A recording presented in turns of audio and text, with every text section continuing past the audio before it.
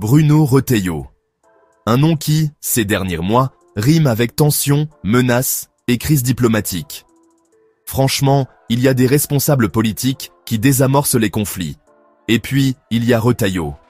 Lui, il souffle sur les braises, il les attise, et il ne s'arrête jamais à temps.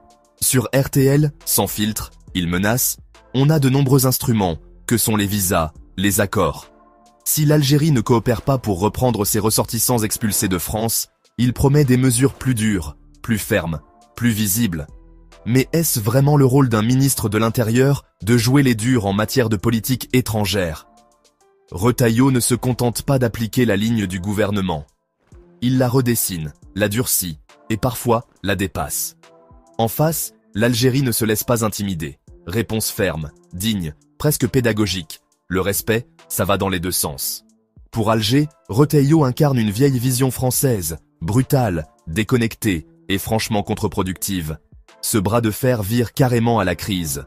Derrière les coups de menton, Retailleau poursuit aussi ses propres ambitions politiques. Il rêve de devenir le patron des Républicains, et chaque prise de position virile, c'est un message envoyé à l'électorat. Mais à quel prix? Parce que dans l'ombre de ses gesticulations, la diplomatie, la vraie, avance à pas feutrés. Emmanuel Macron, lui, a multiplié les échanges secrets avec le président algérien Tebboune. 3 réunions, un appel décisif et un accord pour relancer la coopération. Et surprise, dans le communiqué final, aucun mot sur Retailleau, comme si on essayait déjà de l'effacer du dossier. Les ministres Barrot et Darmanin sont attendus à Alger pour poursuivre le dialogue.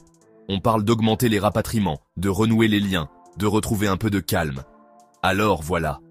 Retailleau, c'est l'art de la provocation, du bras de fer, du politique qui confond fermeté et fanfaronnade. Mais la diplomatie, c'est autre chose.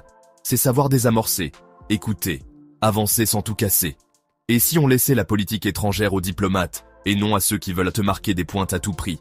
Parce qu'au final, c'est l'image de la France, et nos relations avec nos partenaires, qui sont en jeu. Merci d'avoir suivi cette analyse. Abonnez-vous pour ne rien rater de l'actualité et des coulisses du pouvoir.